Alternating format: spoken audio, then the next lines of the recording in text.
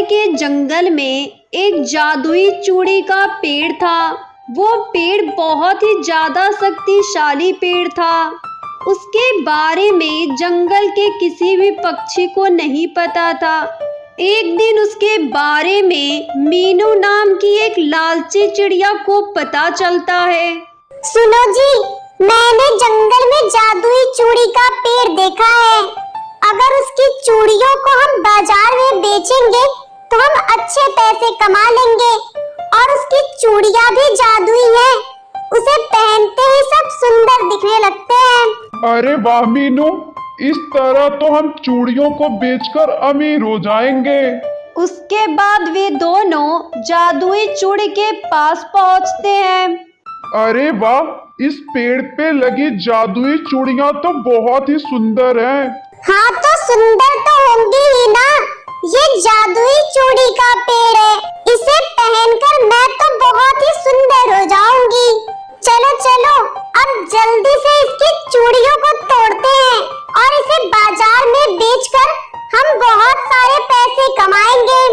उन दोनों की बातें सुनकर पेड़ बहुत ही गुस्सा होता है और उनसे कहता है, सुनो लालची पक्षियों, मैंने तुम दोनों की सारी बातें सुन ली हैं। तुम दोनों पैसा कमाने के लिए मेरी चूड़ियों को बेचना चाहते हो। मैं तुम्हें एक भी चूड़ी नहीं लेने दूंगा। चले जाओ यहाँ से। अरे मीनू, ये पेड़ तो जादुई चूड़ियों को तोड़ने से मना कर रहा है। अरे तुम चिंता मत करो, इसका उपाय मेरे पास है। अब देखो मैं क्या करती हूँ। उसके बाद मीनू चिड़िया एक फरसा निकालती है और पेड़ को डराते हुए कहती है, देखो जादुई पेड़, तुम मुझे अपनी चूड़ियां दे दो, नहीं तो मैं तुम्हें इस फरसे से काट दूंगी और तुम फिर खत्म हो जाओगे। अरे तुम तो बहुत ही दुष्ट और बेरहम चिड़िया हो। मैं तुम्हें अपनी चूड़ियां तोड़ने नहीं दूंगा। चली जाओ यहाँ से।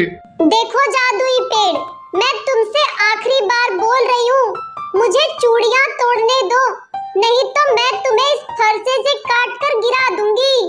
मीनू चिड़िया की बातें सुनकर जादुई चूड़ी का पेड़ बहुत ही ज्यादा डर जाता है और मीनू चिड़िया और टुन्नू चिड़ा को अपनी सारी चूड़ियां देने के लिए तैयार हो जाता है। ऐसे ही मीनू चिड़िया और टुन्नू चिड़ा उस पेड़ से सारी चूड़ियों को तोड़ लेते हैं और उन्हें बाजार में बेचने लगते हैं। ऐसे ही कुछ दिन बीत जाते हैं। एक दिन टुनटुनी और उसकी बेटी उस जादुई चूड़ी के पेड़ के पास आते हैं।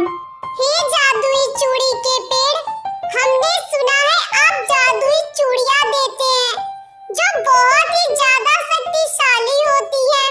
हाँ टुनटुनी, मैं जादुई चूड़ियां देता हूँ, पर मुझे माफ करना, मेरे पेड़ पर इस टाइम एक भी चूड़ियां नहीं है। मेरी सारी चूड़ियां टुन्नू चिड़ा और मीनू चिड़िया ले जाते हैं। तुम एक काम करो, तुम कुछ दिन बाद आना, तब तक मेरे पेड़ पर चूड़ियां लग जाएंगी। पेड़ की बातें सुनकर टुनटुनी और उसकी बेटी बहुत ही ज्यादा उदास हो जाती हैं और पेड़ भी उनकी ना मदद कर पाने की वजह से वो भी बहुत उदास हो जाता है। ऐसे ही कई दिन बीत जाते हैं और उस पेड़ पर फिर से रंग बिरंगी जादुई चूड़ियां लग जाती हैं और फिर से मीनू चिड़िया और टुन्नू चिड़ा आकर सारी चूड़ियों को तोड़ लेते हैं और उन्हें बाजार में बेचकर ढेर सारे पैसे कमाने लगते हैं। एक दिन फिर से टुनटुनी चिड़िया उस जादुई पेड़ के पास आती है। सुनो जादुई चूड़ियों के पेड़, अगले हफ्ते मेरी बेटी पिंकी की शादी है। कृपया मुझे एक जादुई चूड़ियों का सेट दे दीजिए। पेड़ टुनटुनी चिड़िया की बातें सुनकर बहुत ही ज्यादा उदास होता है और टुनटुनी चिड़िया से माफी मांगता है और टुनटुनी चिड़िया को टुन्नू चिड़ा और मीनू चिड़िया की सारी बात बताता है, जिसे सुनकर टुनटुनी चिड़िया बहुत ही ज्यादा गुस्सा होती है और उससे कहती है, अच्छा तो ये बात है, आप परेशान ना हो, मैं उस टुन्नू चिड़ा और मीनू चिड़िया को जरूर सबक सिखाऊंगी। ऐसे ही कुछ दिन बीत जाते हैं और उस पेड़ पर फिर से रंग बिरंगी जादुई चूड़ियां लग जाती हैं। फिर से टुन्नू चिड़ा और मीनू चिड़िया उस चूड़ियों को तोड़ने के लिए आते हैं। तभी वहाँ पर टुनटुनी चिड़िया आ जाती है। मैं कहती हूँ तुम दोनों रुक जाओ। तुम दोनों फिर से जादुई चूड़ियों को तोड़ने आए हो। मैं तुम्हें इस बार चूड़ियों को तोड़ने नहीं दूंगी। अगर तुमने चूड़ियाँ तोड़ा तो मेरे से बुरा कोई नहीं होगा। ए चिड़िया, तू हमें रोकेगी? रुक, मैं तुझे अभी बताती हूँ। मीनू चिड़िया कुछ करती उससे पहले ही टुनटुनी चिड़िया जादुई पेड़ से जादुई चूड़ी को तोड़कर उसे पिंजड़े में कैद कर देती है और उससे कहती है, अब तुम दोनों बिना कुछ खाए पिए कई दिनों तक पिंजड़े में कैद रहो, ताकि तुम दोनों को देखकर बाकी पक्षियों को सबक मिले कि किसी को परेशान